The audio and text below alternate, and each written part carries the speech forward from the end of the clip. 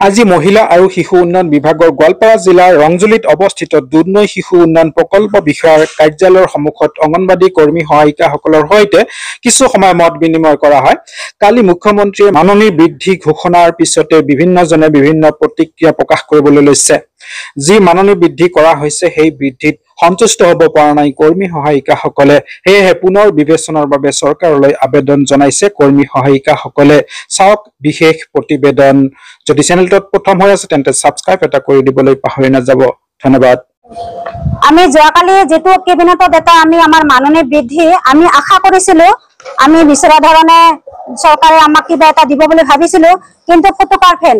আমাৰ আমি যোৱা 6টা মাহে আমি যি আশা কৰি আহিছিলো, মুখ্যমন্ত্ৰী মহোদয়ে কৈ আছিল আপোনালোকক আমি মাননী বৃদ্ধি কৰিম, কিন্তু মাননী বৃদ্ধি কৰিছে সঁচাই।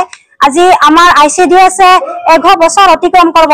অহা 2 অক্টোবৰত আমাৰ 11 বছৰ মানে 27 বৰ্ষ অতিক্ৰম কৰিব, কিন্তু মাননী বৃদ্ধিত আমাক সঁচাকে খুব মৰ্মাহত কৰাইছে।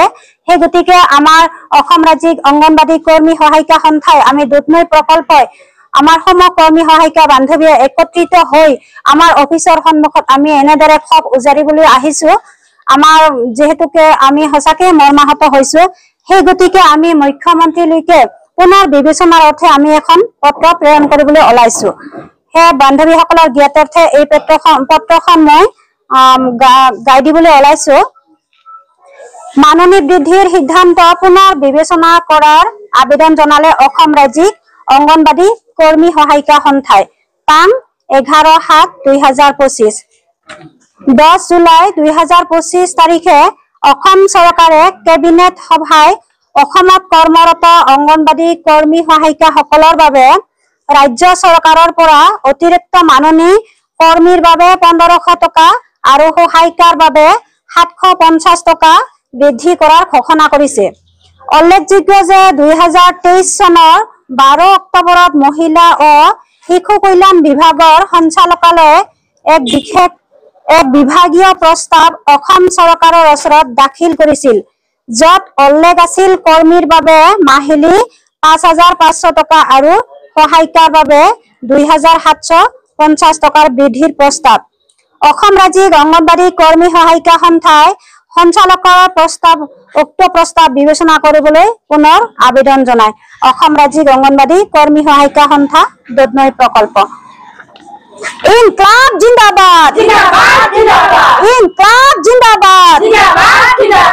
আজি আমাৰ মাননী বৃদ্ধিত আমি ক্ষোভিত হৈছো, সেই কাৰণে আমি অসম ৰাজ্যিক অংগনবাদী কৰ্মী সহায়িকা ওলাই আহিছো।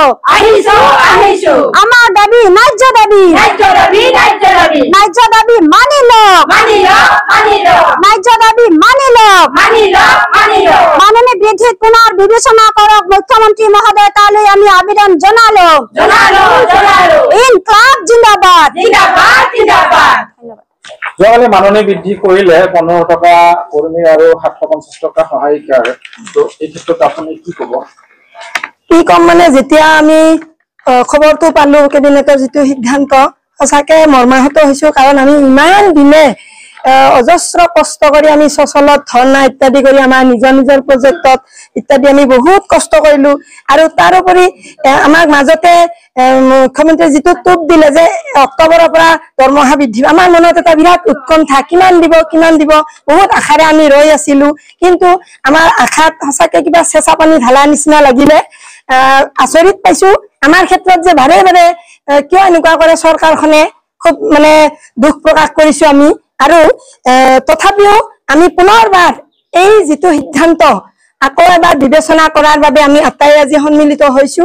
আৰু সেই অৰ্থে আমি আমাৰ যিখিনি আমাৰ ওপৰত মানে কৰ্মী বাইদেউগৰাকীয়ে পৰিমাণবিলাক কৈ গ'ল, সেই মৰ্মে আমি যাতে আকৌ পাব পাৰো সেইখিনি কয়ে ইনকলাব জিন্দাবাদ। আমাৰ দাবী ন্যায্য দাবী, আমাৰ দাবী ন্যায্য দাবী।